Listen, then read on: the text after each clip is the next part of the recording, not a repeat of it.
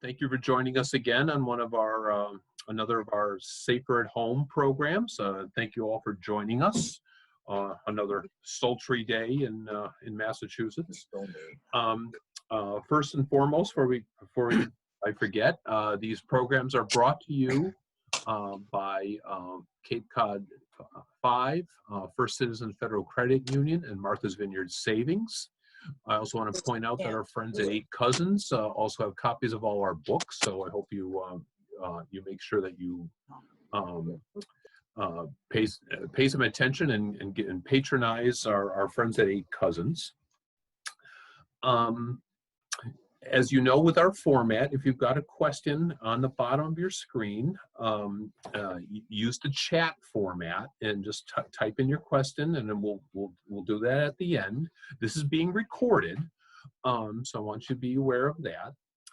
I'm very excited that this is a brand new book that just came out, and our guest tonight, Doug Swanson, was an investigative reporter at the Dallas Morning News. He's now teaching writing at the University of Pittsburgh. He was a finalist for the Pulitzer Prize, and he's got a new book out about something I know we've all watched. Chuck Norris is a Texas Ranger, and this has nothing to do with the baseball team, but there's a lot of mythology and a lot of mistruths about that, and Mr. Swanson has delved deep into that. I'm pretty excited about this. Mr. Swanson, thank you for joining us tonight. Thank you, Mark. Great to be with you. Or is my audio okay? Everybody can hear me all right? All right, terrific.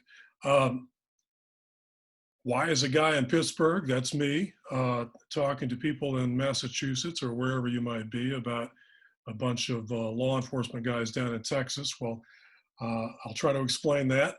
First, I want to say we've had some power outages here in Pittsburgh, so if I vanish suddenly, that's probably what that means. Unless, of course, Chuck Norris has shown up and delivered a swift kick to my head, which I've thought he might want to do after the book came out.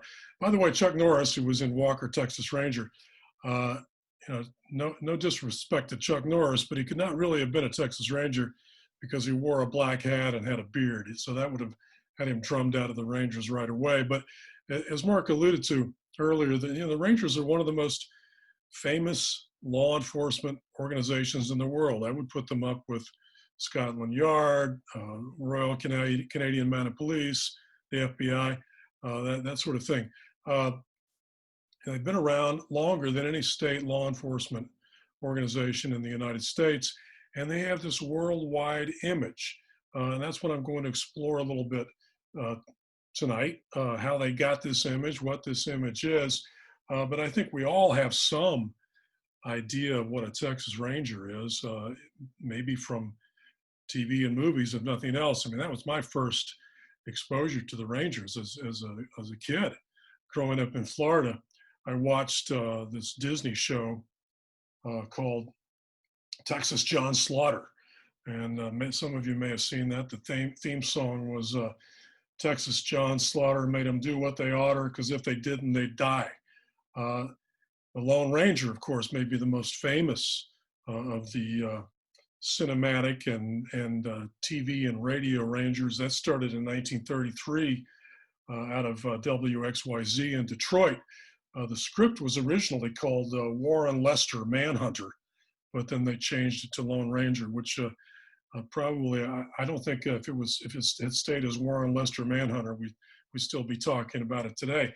But the Rangers have been in hundreds of movies. There have been hundreds of books written about them, hundreds of magazine and newspaper stories, and that's how the image was built. And I'll go into that a little more as we get further into this. But first, I want to just give a brief history of the Rangers, and then talk about why the Rangers, the Texas Rangers, have resonance and have a place in the conversation we're having now nationally about police brutality and approaches to history and all this taking down of Confederate monuments. The Rangers have a place in that too.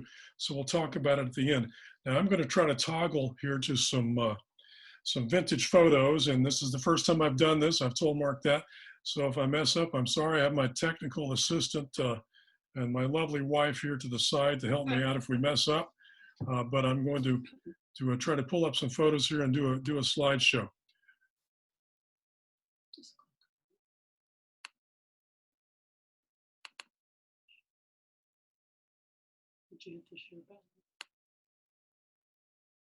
Okay, I hope everybody's seeing that.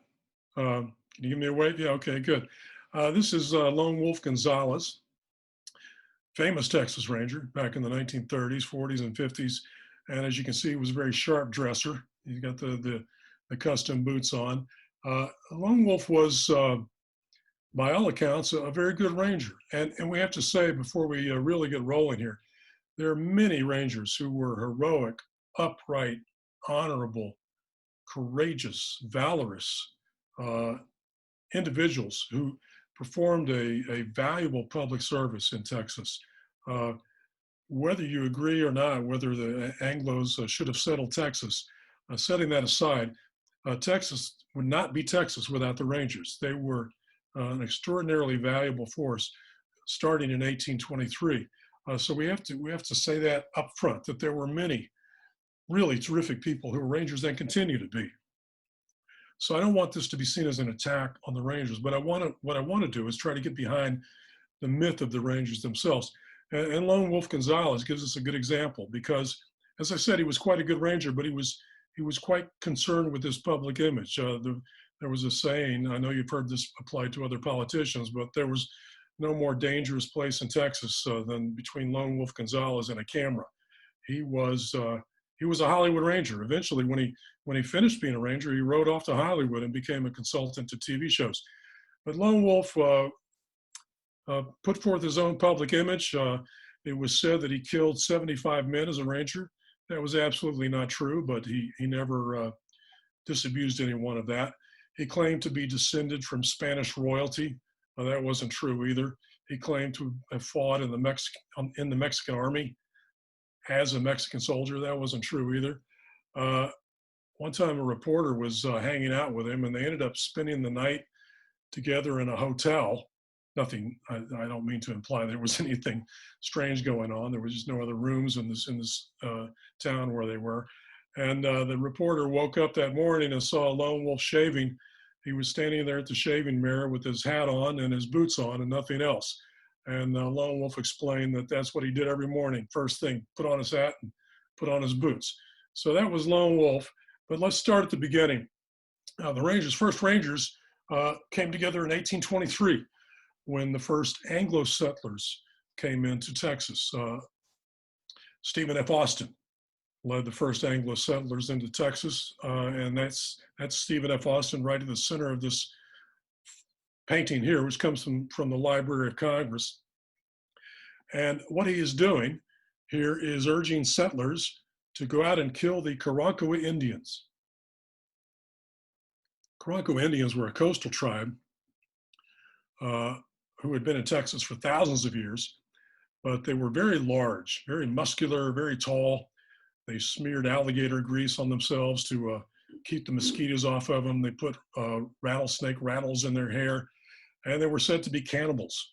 So these were very fearsome Indians, and the first time Stephen F. Austin saw them, he recorded in his journal, "These people must be exterminated." And what he is doing here is urging settlers to go out and exterminate these Indians.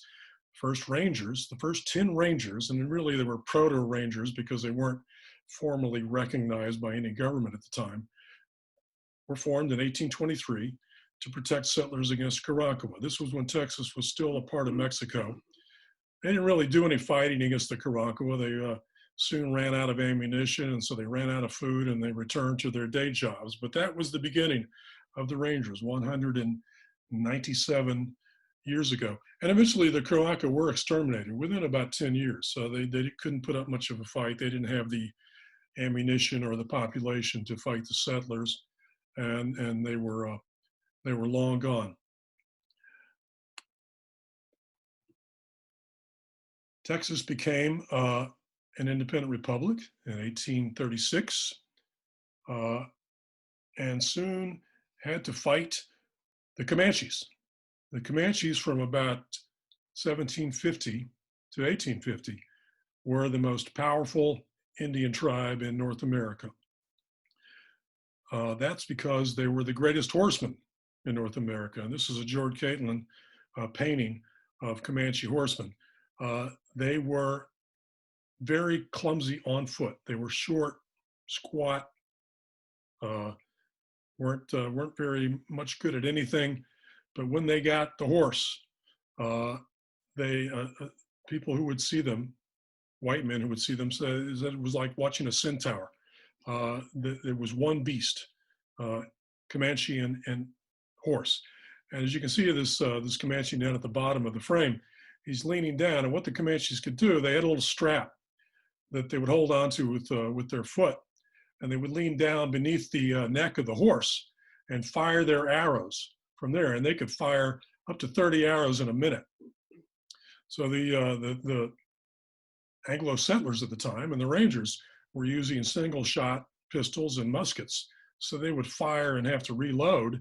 And in that minute that it took them to reload, the Comanches would fill them with arrows. So it was not an even fight at first. And the Comanches, the Comanches were called Lords of the Plains. And that's because they ruled the plains from Colorado down into Texas for these many years. Now this is Jack Hayes. He was a ranger captain. And Jack Hayes had a ranger company that was one of the first companies in the American West to use the Colt revolving pistol. It was a 5-shot pistol that Samuel Colt had developed and then gone broke.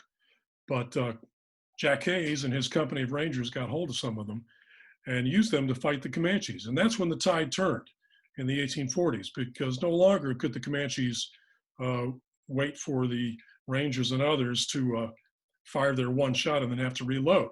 So that began to turn the tide. And Jack Hayes is seen as one of the greatest Ranger captains of all times. He was brave, he was fierce, he was a terrific tactician as well. And he also led some companies in the Mexican War. Mexican War was in 1846. The U.S. invaded Mexico, and the Rangers went and joined the army to help fight against Mexico. Now, they were, at that time, army soldiers, but they stayed as Rangers. They stayed to themselves. They didn't dress as army soldiers. They stayed dressed as Rangers. And I want to read you a brief passage from a book by New Englander, Samuel Chamberlain. It's called My Confession. Some of you may have read it. It's a terrific book. And he was from New Hampshire and Boston, and he encountered the Rangers in the Mexican War. He wrote, "The Rangers were the scouts of our army, and a more reckless, devil-may-care looking set it would be impossible to find this side of the infernal regions. Some wore buckskin shirts, black with grease and blood. Some wore red shirts, their trousers thrust into their high boots.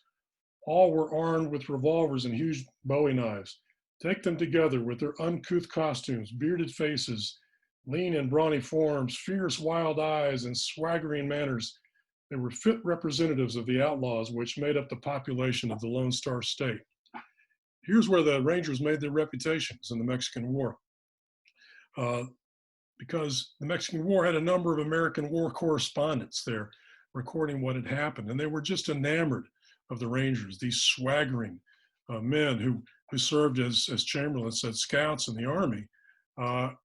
And they saved a lot of American lives. They kept American soldiers from blundering into ambushes.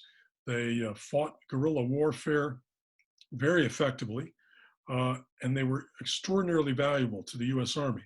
At the same time, they were noted for their atrocities. They took no prisoners. Well, they took prisoners and then they killed them. They often invaded villages and wiped out the civilians in the village for no reason except revenge. And Ulysses S. Grant, later president, but was then a lieutenant in the U.S. Army in the Mexican War, wrote a letter to his wife-to-be, and he wrote, "About all of the Texans seem to think it perfectly right to impose upon the people of a conquered city to any extent, even to murder them where the act can be covered by the dark. and how much they seemed to enjoy acts of violence. That was Ulysses S. Grant. The Texas Rangers in the Mexican War came to be known as Los Diablos Tejanos, the Texas Devils. They wore that as a badge of pride, and the Mexicans spat it as a curse. The Mexicans feared the Rangers because of their fighting ability and their atrocities. Here's an engraving that shows Samuel Walker, who's on the horse, one of the more famous Texas Rangers fighting in the Mexican War. And this is the death of Samuel Walker in a village called Huamantla in Mexico near the end of the war. That's not really how he died. He actually was shot, but this was a more dramatic rendering of him being pierced with a lance. But Walker was one of the more deified Rangers, and he also was instrumental in working with Samuel Colt in perfecting the Colt revolver into a 6-shooter, and it soon became the gun that won the West. So Samuel Walker was a pioneer in that regard. He visited Colt and helped him work on this new gun. Go to post-war. Texas is now a state. This is the Jim Crow era. No, I'm sorry, it's before the Civil War. It's the 1850s. This is a cartoon that ran in Harper's Magazine called Young Texas in Repose. And the figure on top is Texas with the scars and the sharp teeth and the knife. He's sitting on a slave who's been whipped, stabbed, shackled, abused. Texas was a slave state before the war. Texas, of course, bordered Mexico, and the Underground Railroad in Texas ran south to Mexico. If you were a slave in Texas and you wanted to escape, you probably ran to Mexico. Very perilous journey, but once you got across the Rio Grande, you were free because slavery was illegal in Mexico at the time. So the Rangers, in some cases,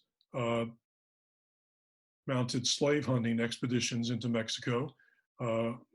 They would go in, try to seize the slaves, bring them back across the border, and sell them in Texas. Hence this cartoon. Rangers did a lot of valuable things. They captured this outlaw, John Wesley Hardin, one of the great gunslingers of the Old West. Here's John Wesley Hardin as a dead man. The Rangers didn't kill him. They put him in prison where he became a lawyer, or learned to become a lawyer, got out and practiced law, and then was shot to death in El Paso by either a dissatisfied client or a lover. No one's quite sure, but here he is as a dead man. But the Rangers were instrumental in capturing a number of bad guys, including Hardin. So let's move to the 20th century. 1912, 1913, 1914, 1915, along the Mexico border, down in what's called the Rio Grande Valley in Texas. This is a postcard that circulated at the time. The men on the horseback are Rangers. As the legend says at the bottom, the men on the ground are dead Mexican bandits. The Rangers were sent to South Texas at the time because the border was a place of great violence and upheaval. There was a revolution going on in Mexico. At the same time, there was a land boom going on in Texas. So the Rangers were sent down to keep the peace. What did that mean? Well, eventually it meant that the Rangers, depending upon your source, killed hundreds or maybe thousands of Mexicans and Mexican Americans, including these 4 right here. Some of them were bad guys, some of them were bandits. Some of them, many of them, hundreds of them, were only Mexicans or Mexican Americans who lived on land that the white people wanted. So they sent the Rangers in to force them off the land. Sometimes that meant just scaring them. Sometimes that meant burning them out. Sometimes that meant killing them. Rangers were known at this time as, one New York journalist put it, common man killers. They operated what we now know as what we now call death squads. They had lists of people that the Anglo powerful wanted dead, and so they went out and killed them. And this was at the point that that the Rangers became as feared by Mexican Americans along the border as the KKK was feared in the Deep South by Black people. They were a terror to these people. Now, to the Anglo power brokers who wanted this land, they were a godsend. So it depended on which side you were on. But this is where the Rangers got their reputation as a force of death along the Mexican border. And that's a reputation that has been impossible for them to shake. And we'll talk a little bit more about that when we get to the end. Here's a Ranger company of around the turn of the century. This is what they looked like, well armed with the Texas flag flying in the background. Let's move to later in the early 20th century. There were 450 lynchings in Texas from 1885 to 1930. Most of them of Black men, some of them of Hispanic men and women. In 1919, which was known as the Red Summer across the United States because of racial violence, the Texas Rangers conspired with police chiefs and sheriffs in Texas at the governor's orders to quash the civil rights of Black people. They conspired to keep them from voting. They conspired to keep them from meeting to pursue their civil rights. They blocked their mail. They instructed local gun shop owners not to sell them weapons. They infiltrated their meetings. It was all aimed at keeping Black citizens in Texas from exercising their civil rights. This picture is from 1930 in Sherman, Texas. And the Black man in shackles was named George Hughes. He was accused of sexually assaulting a white woman. So he went to trial. And this is him being led to the courthouse, from the jail to the courthouse for the first day of his trial for assault. The Rangers were brought in to protect him, 4 Rangers. Now, you may have heard the slogan, "One Ranger, one riot." This was supposedly said by a Ranger who showed up one day when there was a riot going on, and the local law enforcement official said, "There's only one of you," and the Ranger allegedly said, "Well, hell, you've only got one riot, don't you?" Well, that's not true. That never happened. But there are a number of statues and signs and monuments around Texas that have this slogan, "One riot, one Ranger," on them. So I decided to take a look at this one riot. Here's what happened. George Smith is on trial for assaulting the white woman, first day of trial. 4 Rangers are there to protect him. This is in Sherman, Texas, a little farm town then north of Dallas. A mob formed outside the courthouse, a mob of white people, and they decided to storm the courthouse to get George Hughes. They got up to the 2nd floor, which was where the trial was taking place. The Rangers fired some shotgun shot at them, and the mob retreated. The Rangers thought they had it done. They thought they had it fixed. But then the mob set fire to the courthouse. The Rangers locked George Hughes in a vault on the 2nd floor to try to protect him. The courthouse was ablaze. The Rangers climbed out the 2nd floor window of the courthouse, got in a borrowed car, and left town.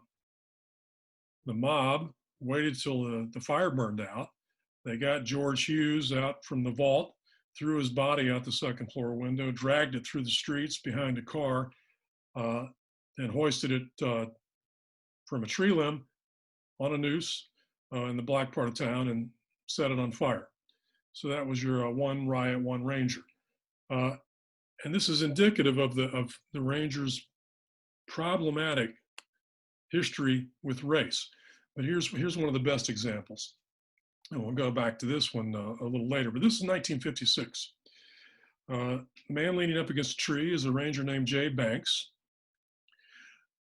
He was sent to a little town called Mansfield, Texas, which is between Dallas and Fort Worth, because the NAACP, after Brown versus Board of Education, wanted to integrate Texas schools, which were all white, Texas public schools. And they chose Mansfield as a place to start. This was Mansfield High School. They were armed with a court order, ordering local officials to enroll black students. So the governor sent in the Rangers, keep the peace. Now, what does that mean?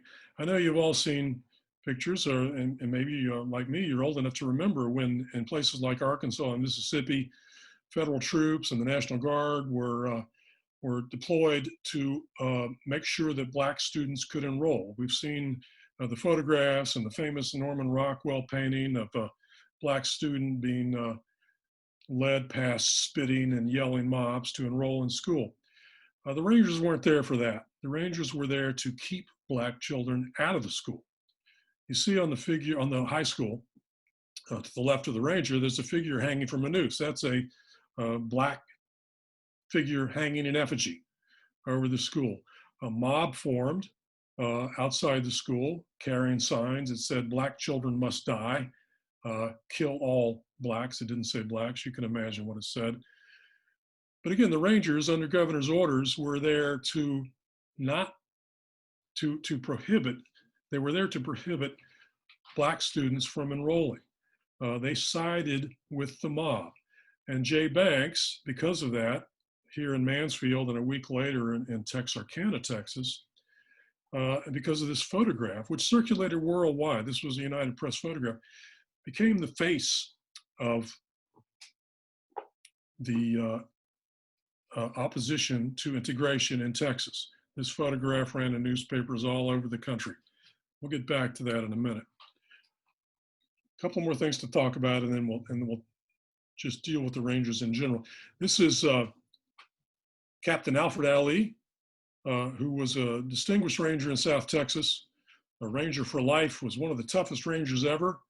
How do I know he was one of the toughest Rangers ever? Well, when a Texas Highway Patrolman wrote Captain Ali's wife a traffic ticket for a burnout taillight, Ali went in to see the Highway Patrolman, confronted him about it, and the Highway Patrolman said that Ali's wife was lying.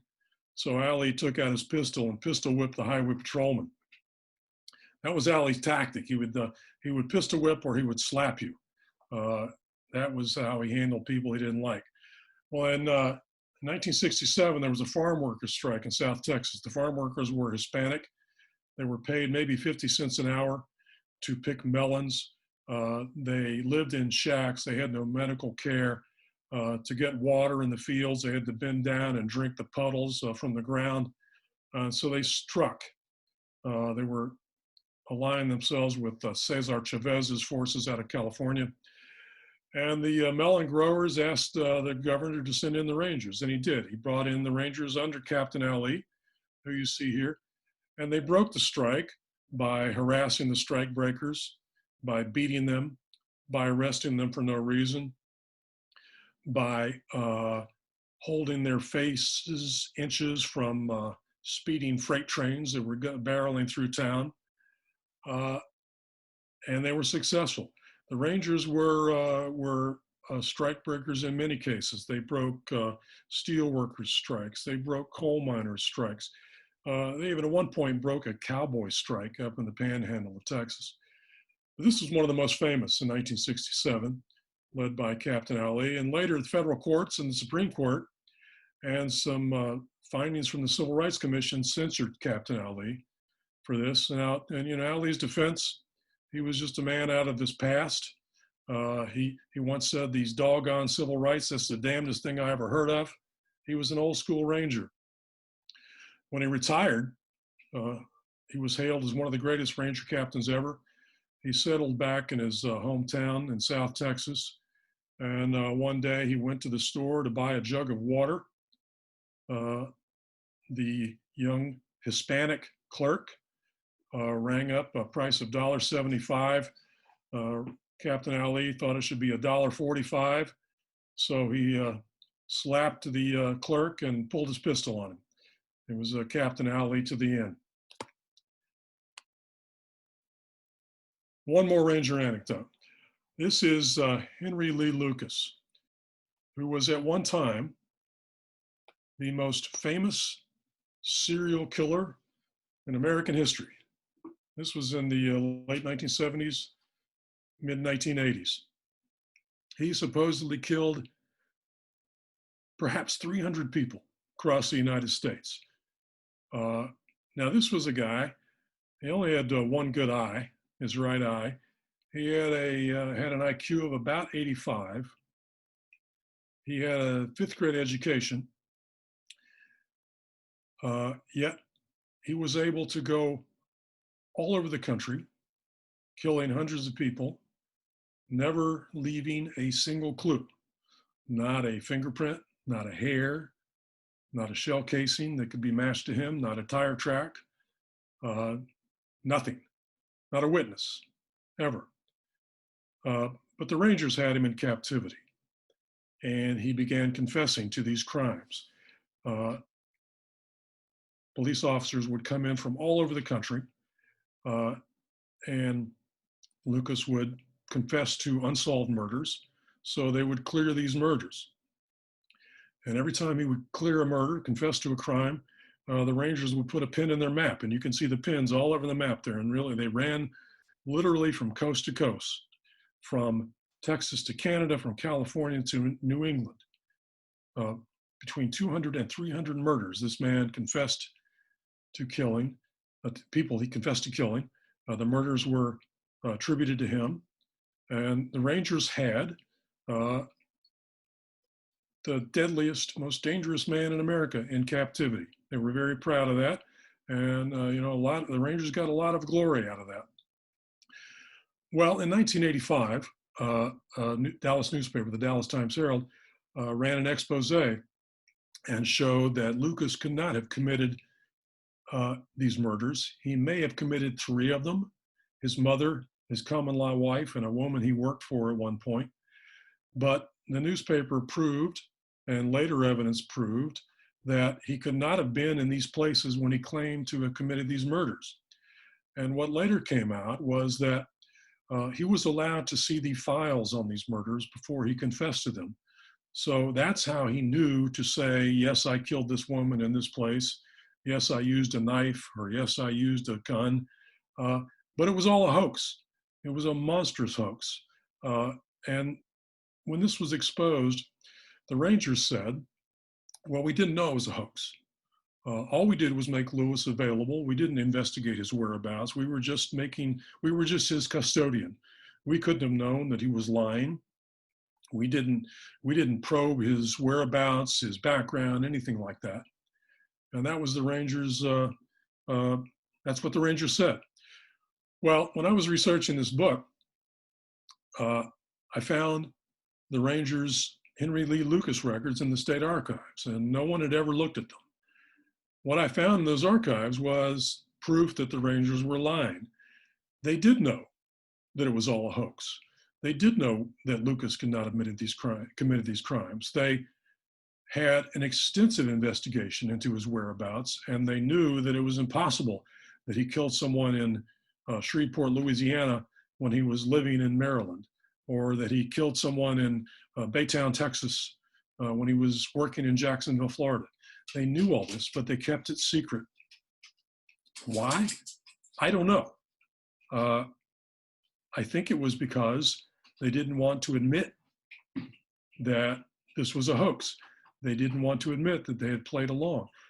But here's the problem with that, beyond it being an abdication of public responsibility.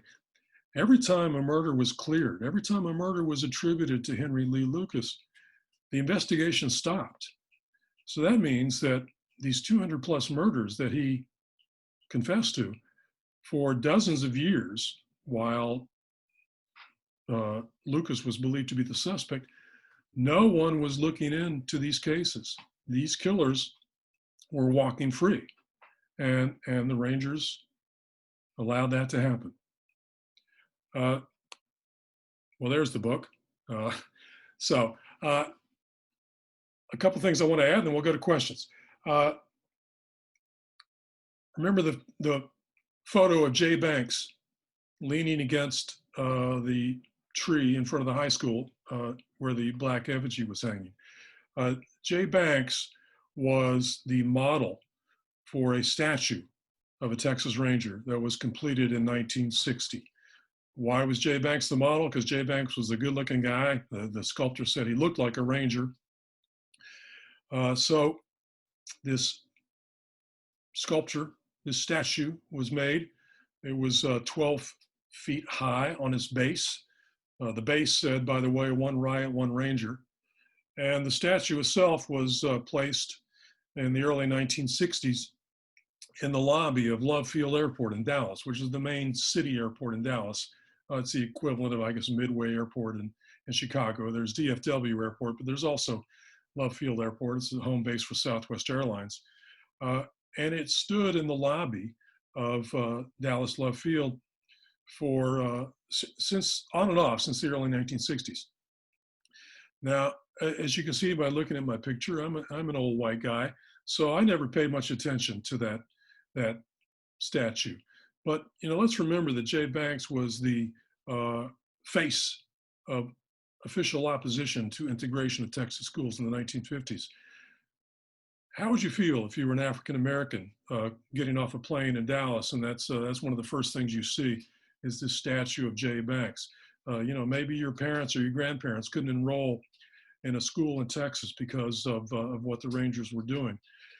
So within days of the book, my book coming out, the city of Dallas took down this statue of Jay Banks, hauled it away. I don't know where it is now. But they were alarmed at the message that the statue may have sent. And this was at the same time a lot of Confederate statues and statues of Columbus were coming down across the South and across the nation. And at the same time, as you recall, we were having, and we're still having, a debate about police brutality. Going back to what the Rangers did along the border in the early parts of the 20th century, I've said before, the Rangers didn't invent police brutality, but they perfected it along the border. They were very rabid, effective practitioners of police brutality for a long time. And so this has become part of the discussion now. There even have been suggestions that the Texas Rangers baseball team should change its name. There was a columnist from the Washington Post who said that, columnist from the Chicago Tribune. The Texas Rangers baseball team is having none of it. But there are many discussions taking place at museums across the state and elsewhere that glorify the Rangers and don't take into account the histories of Hispanics, Blacks, Native Americans, and I think it's really important as the Rangers come up on their 200th anniversary in 2023. And then, since this is Texas, there's going to be a lot of pageantry and celebration. I think it's really important that the Rangers face up to their history. For many years, their image has been promulgated by this propaganda factory that they have operated. All these TV shows that we saw about the Rangers in the 50s and 60s, if the producers wanted cooperation from the Rangers, they had to get script approval. And so the Rangers only approved scripts that show the Rangers in a very flattering way. Now, I think it's really important, as we're approaching this 200th anniversary, for the Rangers to acknowledge the other side of their history. Yeah, let's talk about the honor and the courage and all the good things they've done. But let's talk too about the history of Hispanics and Blacks as it relates to the Rangers, and Native Americans and other people. I think it's really important to do for a number of reasons. One, it's fairer. One, to give voice to those who haven't had a lot of voice here. And I think it makes the Rangers appear stronger as an institution. I don't think it diminishes them at all. If we start talking about, for example, the Civil War and slavery and really facing up to what happened, does that make us weaker as a nation? No, I think it makes us a lot stronger. Same with the Rangers. So I hope they take this opportunity to to do that, they're not sharing their plans with me at this point because they weren't all that happy with the book in many ways, but I hope that's what happens. So that's my history. Happy to answer any questions. Doug, that was awesome. My son's sitting here with me. We're both sitting here wide mouth, particularly when you mention about bringing faces of people within inches of speeding trains. As I'm listening to you, and anybody who knows me knows that I love following all the stories of World War II, but these clearly sound like Third Reich-esque tactics, that the things that we almost take for granted that would never happen here in the United States. What happened before, be it a Cossack, be it a Stalin-esque thing, and yet, you just had a whole litany of things that went on, going back from, literally from Stephen F. Austin in that time to exterminating Indians through the Mexican War, through the evolution of the Colt revolver.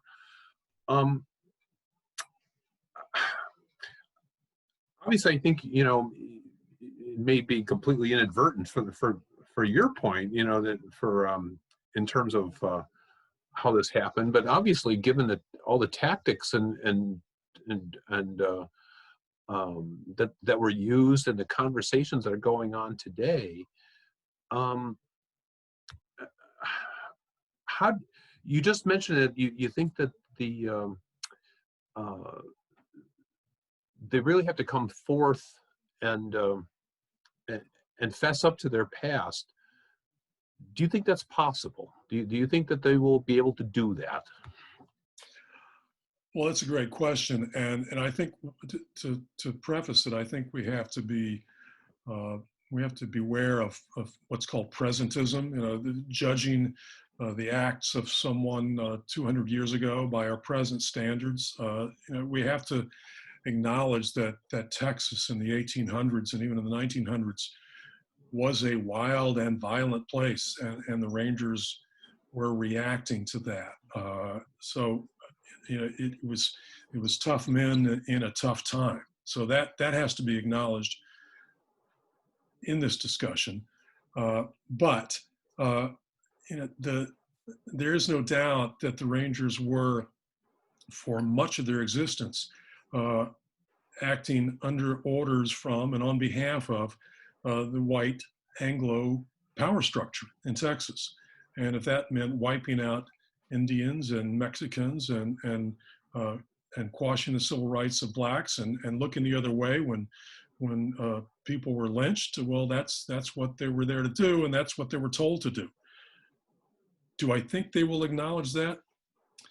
I'm a little bit hopeful, and the reason I'm hopeful is because I'm starting to hear from those who are the custodians of Ranger, the official custodians of Ranger history, and I can't be any more specific than that at this point because I think it's not ready to be released yet. I'm hopeful that it will be soon, but I think they're seeing the pressure. I think they're feeling the pressure a little bit, and another reason I'm hopeful. There's a Texas State Texas History Museum in Austin called the Bullock Museum, and a few years ago they put up an exhibit of violence along the border, and it was very graphic, and it explained the Rangers' role and the role of others, and that was a real sea change. So I'm hoping we see more of that. And I think the Rangers and those who have been the custodians of their image are going to realize they're out of step at some point. And, Texas is becoming a majority-minority state, and I think the citizens are going to insist on that. And I think the national climate it brings that to bear as well. We're revisiting this all over the country, except maybe parts of the Deep South. And I'm from the Deep South, so I can acknowledge that. It's happening. It's happening slowly. I mean, this is a little bit of a switch, but just to give you an example, a different metric here. There have never been many Texas Rangers, and right now there are only about 160 Texas Rangers in the state of Texas. This is a state of 30 million people. Most people in Texas have never seen a ranger, despite the large image. So 160 Rangers. 4 of them are women, 8 of them are Black, and 34 of them are Hispanic. They didn't have any women Rangers until 1993. They didn't have any Black Rangers until 1988, and that was only after an NAACP complaint. So it's changing, but it's changing slowly and it's tardy. And you know, we would like to see it a little further along, but it is changing. So it's a long answer to your question to say, yes, I'm hopeful. Would I bet on it? No, probably not. How cooperative were they? Were Texas Rangers you mentioned about the kind of the keepers of the flame there. How cooperative were they with you in researching this, and how long did it take you to research this, compile this, put this all together? Individual Rangers were cooperative with me, and you know, individual Rangers operate often independently. There's a very prominent lack of bureaucracy within the Rangers. The individual Ranger pretty much does what he thinks he needs to do. So, for example, I spent the day with a ranger named Brandon Best down in Southeast Texas. Great guy, terrific ranger, terrific lawman, credit to the agency, all of that. Now, the Rangers officials would not cooperate with me at all. I spent, the book took 5 years to research and write, and I spent all 5 of those years trying to get some cooperation out of the Rangers officials, emails, phone calls, letters, personal appeals, all of that. Nothing worked. They wanted nothing to do with me. And the only comment they've had on the book so far is that historians will judge its veracity. So, I guess I'll leave myself to the judgment of historians. They have not said anything else. The Rangers are under now, I mean, they're a professional operation now, don't get me wrong. The Rangers have changed dramatically. They have standards and training, and they are a professional law enforcement organization, and a really good one in many ways. But the Rangers are under what's called the Texas Department of Public Safety, and that agency is not known for its transparency, and with me or any other journalist. So it's a problem. I'd sure like to see more transparency, but I'm not too optimistic about that. You clearly told us some anecdotes about some individuals and some activities. Were there things that you found in your research that you just simply could not put in the book? I mean, either just they're just too heinous, just you couldn't verify. I mean, just things that you had a like whoa moment of it. Like, whoa, I'm not sure I could touch this one. Or well, yeah. I mean, there's a photograph. I mentioned we had the photo of George Hughes being led to his court date in chains, and there's a photograph of his corpse, his charred corpse, hanging from a tree that I have, and I couldn't put that in the book. It wasn't that that there were terrible incidents. It was just there were so many of them that at some point you just have to say, as a writer, you have to say, I mean, can I put another atrocity in here? And am I piling on too much? Now, again, it needs to be said there were atrocities on both sides. For example, the Comanche Indians were notorious for torturing Anglo settlers, and there were atrocities by the Mexican forces in the Mexican War. So it wasn't one-sided. But to answer your question more directly, it was more a matter of volume than individual incidents. I mean, I could have gone on and on and on and on talking about executions and atrocities and war crimes. And at some point, you just have to say, I hope I've made my point, and move on to the next one. We got some questions coming in here. This is from someone in the audience. First, as a fellow Floridian, I appreciate your work on this issue. Question: there's been a long history of quote-unquote night riding in the South as a tool for enforcing white supremacy in the antebellum period through Reconstruction. redemption as well as into the 20th century. There's a lot of evidence that many of the people involved were public officials, including police officers by day and violent vigilantes by night. I was wondering if you could talk about the links between the Rangers, who function largely as state actors with a history of extrajudicial activities of organized white violence throughout the South. For example, do you have a sense that the history of the Rangers helped legitimize or valorize the behavior of other officials throughout Texas and the rest of the South? Sure, and it was no secret that that in the 1920s, 1930s, there were many of the Rangers who were members of the KKK. There were, as these, excuse me, night riders were also called white cappers in Texas, and every now and then the Rangers would arrest a few of them. Every now and then the Rangers would move in and arrest some people who had been involved in racial disturbances, white people. But they rarely went to trial. It was extremely rare for someone who was involved in a lynching to be prosecuted. Going back to that Sherman lynching where the mob burned down the courthouse, I think the Rangers ended up arresting 9 people there. Only one of them actually went to trial, and he was convicted of arson. He served a very brief sentence. So if we're looking at the period of the 1920s, 1930s, when racial violence, 1910s, when racial violence was across Texas and across the South, the Rangers did very little to stop it. Yes, it's true that many of the night riders were law enforcement officials. I mean, it was a terrible time, and law enforcement was complicit. And the Rangers were hand in hand with that. At one point, the national director of the NAACP, John Shilady, a white man, came to Texas to try to talk to the governor about racial violence, violence against black people in Texas. Saying we want some protection. And the governor refused to see him. He was in Austin. He saw the Rangers, not the top ranger, but the second in command, the assistant adjutant general. And Shilady asked for protection because he believed his life was in danger. Again, Shilady was a white man, but he was head of the NAACP. But he said, I feel I'm in danger here in Austin. Can you help protect me? And the assistant adjutant general refused.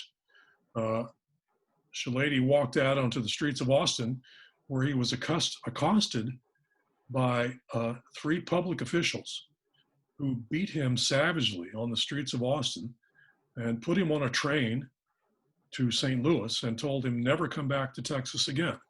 These were public officials. They were not prosecuted. They were, in fact, hailed as heroes in Texas. So, I mean, that's the way it worked. Were the Rangers an active military unit during the Civil War? And if so, did they stay together? Were they?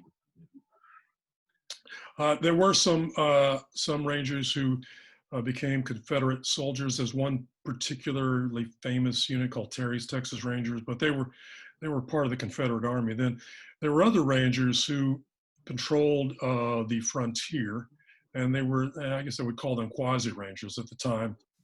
And their purpose was to protect settlers against Indian attacks. But in general, the Rangers were dormant during the Civil War and in the era right after the Civil War, the Jim Crow era. And the Rangers really only reformed as an official unit in the 1870s. What made you undertake this project? And when you did you have a pretty good idea of what was going on, or were you surprised at what you were finding? I took the project. I've been carrying the idea around in my head for a long time. I mean, I was a newspaper reporter at the Dallas Morning News for more than 30 years. And I'd been planning to do a story about the Rangers and never really got around to it.